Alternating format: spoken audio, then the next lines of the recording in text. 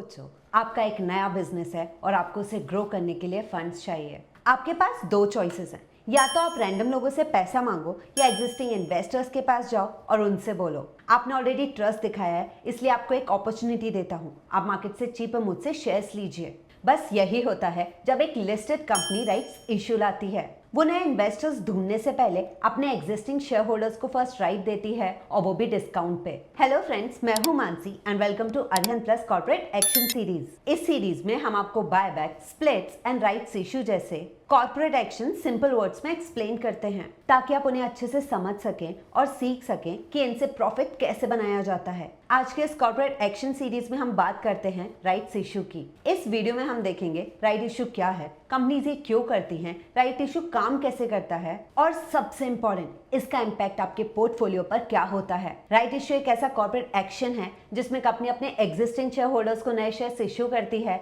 लेकिन discounted price में। मतलब मार्केट प्राइस से कम। कंपनीज को जब फंड्स की जरूरत होती है ग्रोथ के लिए, डेप्ट रिड्यूस के लिए या किसी और रीजन से, तो वो राइट्स इशू का रूट यूज करती है। अब आप सोच रहे होंगे कि अगर पैसा रेस करना है तो कंपनी एफपीओ या ऑफर फॉर सेल मतलब ओएफएस क्यों नहीं करती। अगर कंपनी को फंड रेस करना हो तो वो एफपीओ भी ला सकती है, लेकिन एफपीओ में प्रोसेस लंबा और महंगा होता है और नए इन्वेस्टर्स भी आ जाते हैं।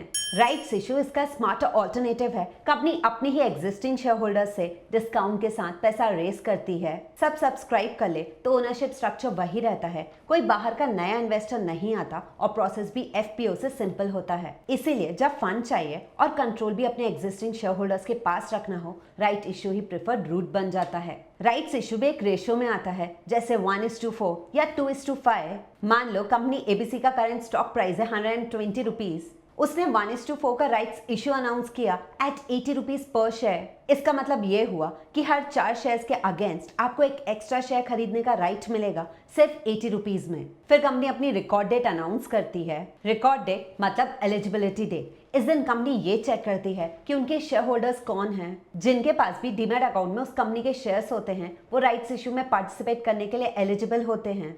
लेकिन एक चीज क्लियरली समझना जरूरी है, unlike bonus shares, right issue में शेयर्स फ्री नहीं होते, आपको इन्वेस्ट करना पड़ता है। तो अगर आपको किसी कंपनी के राइट्स इशू में अप्लाई करना है तो मेक श्योर रिकॉर्ड डेट के 2-3 दिन पहले ही आप उसके शेयर्स बाय कर लें। रिकॉर्ड डेट की अनाउंसमेंट एनएसई एंड बीएसई की वेबसाइट पर अनाउंस होती है और अरिहंत प्लस के बुलेटिन सेक्शन में भी ये इन्फॉर्मेशन आपको मिल जाएगी। रिकॉर्ड डेट के साथ company issue date, issue price और इशू का रेशो क्या होगा वो सब भी अनाउंस होता है। पर ये एक्स्ट्रा शेयर सीधे आपके डीमैट अकाउंट में शेयर की तरह नहीं आता। पहले आता है राइट्स एंटाइटलमेंट या आरई। आरई एक तरह का टोकन है जो कंपनी अपने एग्जिस्टिंग शेयर होल्डर्स को उनकी करंट होल्डिंग के हिसाब से देती है। ये कंफर्म करता है कि आप राइट्स इशू के लिए एलिजिबल हैं या कितने शेयर्स के लिए एलिजिबल हैं। जैसे ऊपर वाले एग्जाम्पल में अगर आपके पास 250 शेयर्स हैं तो आपके अकाउंट में 62 राइट्स एंटाइटलमेंट ऐड होंगे। यहाँ एक चीज समझना जरूरी है, आरई खुद शेयर नहीं है, सिर्फ एक राइट है, और ये राइट सिर्फ लिमिटेड टाइम के लिए ट्रेड विंडो में एक्टिव रहता है।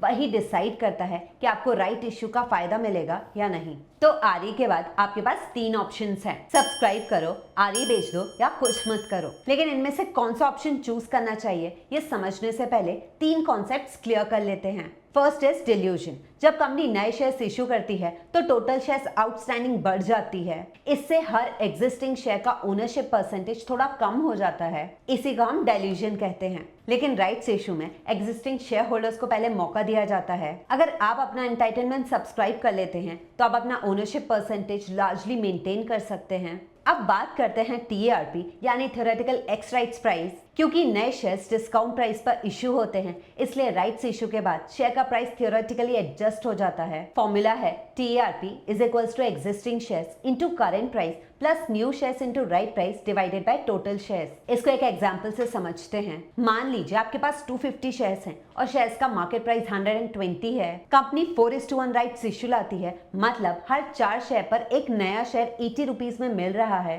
तो आपको 62 नए शेयर्स मिलेंगे। आप टोटल इन्वेस्टमेंट होगी पुराने shares 215 to 120 is equals to 30,000 rupees. New shares होंगे 62 into 80 rupees is equals to 4,960 rupees. Total investment होगी 34,960 रुपीज एंड टोटल शेयर्स होंगे 312। तो टीईआरपी जैसा कि हमने पहले देखा 112 रुपीज आता है, यानी राइट्स इश्यू के बाद मार्केट प्राइस थ्योरेटिकली 120 से 112 रुपीज के आसपास एडजस्ट हो सकता है।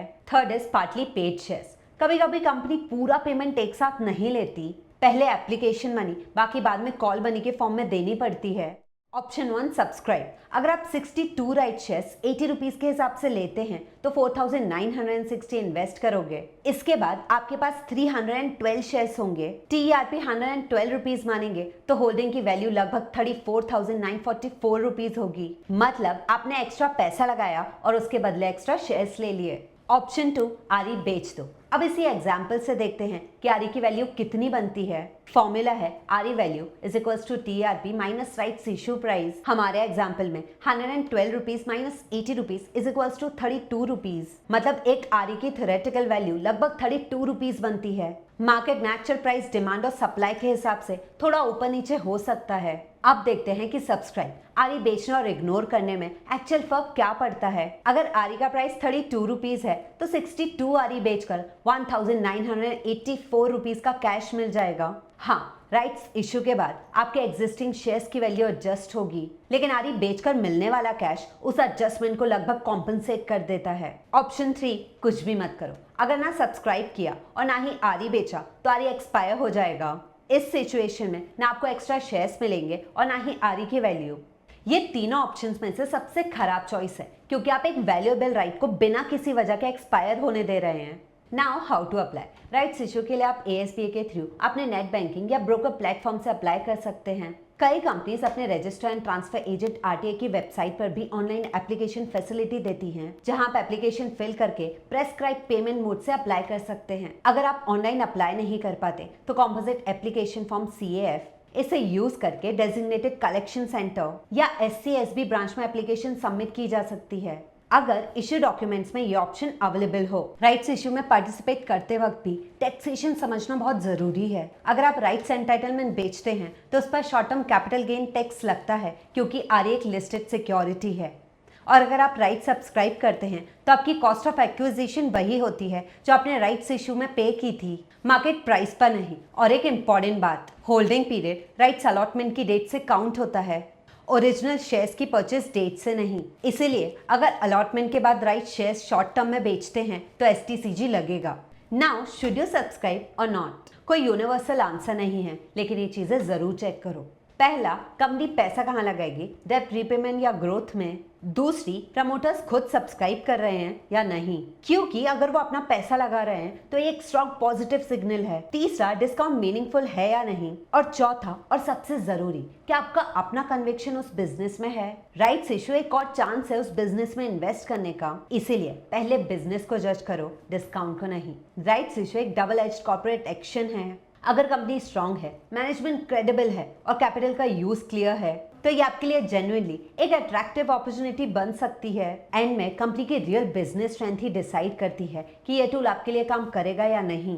अगर आपको कोई भी क्वेरी है तो कमेंट बॉक्स में हमसे जरूर शेयर करें, और अगर आपको ये वीडियो हेल्पफुल लगी तो अपने इन्वेस्टर फ्रेंड्स के साथ शेयर जरूर कीजिए एंड अरिहंत प्लस चैनल को सब्सक्राइब करें, क्योंकि इन्वेस्टिंग में सबसे बड़ा एज होता है सही नॉलेज, और हम चाहते हैं कि वो एज आपके पास हो। मिलते हैं कॉर्पोरेट एक्शन सीरीज के नेक्स्ट टॉपिक में।